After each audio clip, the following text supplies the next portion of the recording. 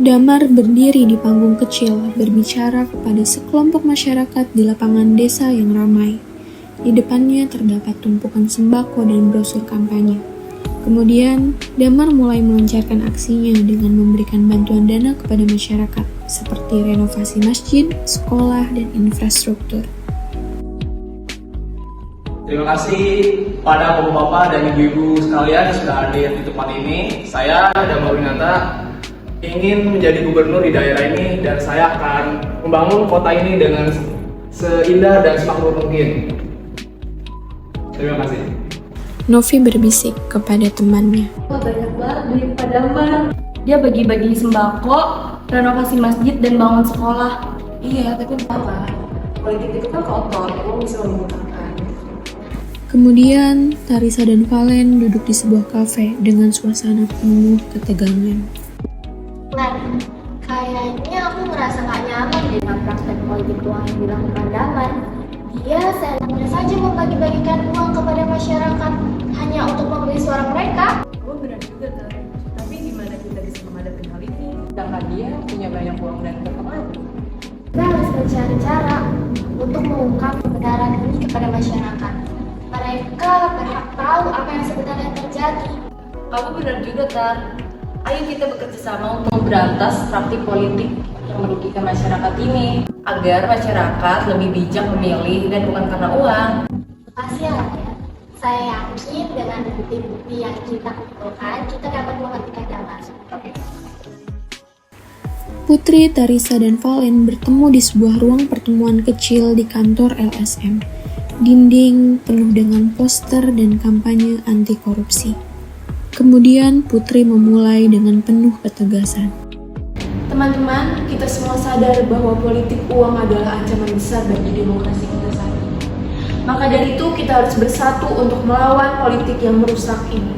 Novi sebagai warga yang kritis mengungkapkan kekhawatirannya. Tapi Bu Putri, bagaimana dengan kebutuhan hidup kami? Bagaimana jika kita tidak mendapatkan bantuan yang dibutuhkan? Percayalah Novi, kita harus memilih pemimpin yang berintegritas dan juga peduli terhadap seluruh rakyatnya. Bukan hanya pemimpin yang tergiur dengan iming-iming uang. Kemudian Tarisa dan Valen mengetuk pintu datang ke kantor LSM.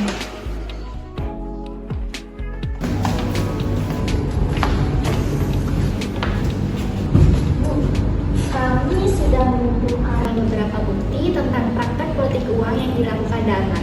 Apa langkah selanjutnya? Kita harus mempublikasikan temuan ini dan juga kita harus melaporkan kepada pihak yang berwenang. Setelah itu kita harus mengedukasi masyarakat agar terhindar dari berbahayanya politik uang. Setuju, kita harus menyebarkan informasi ini.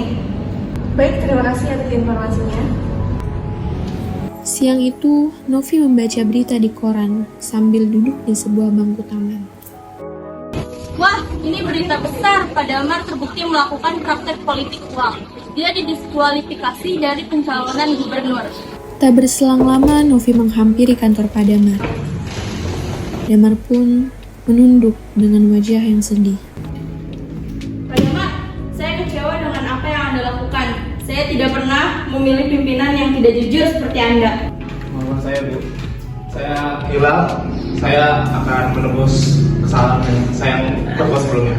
Maaf saja tidak cukup, Pak. Anda harus bertanggung jawab atas perbuatan Anda. Saya siap dihukum. Semoga masyarakat dapat memaafkan saya. Kebenaran pun terungkap. Damar dihukum atas perbuatannya. Kemudian Tarisa terpilih sebagai gubernur dan menjadi pemimpin yang bersih dan berintegritas.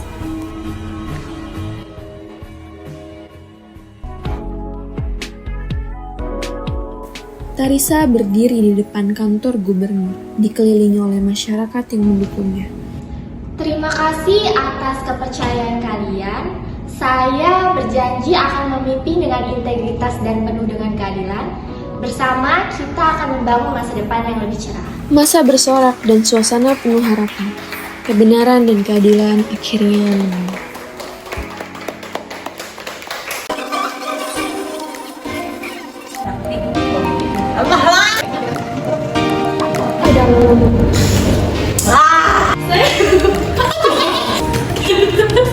Siapa itu? banget.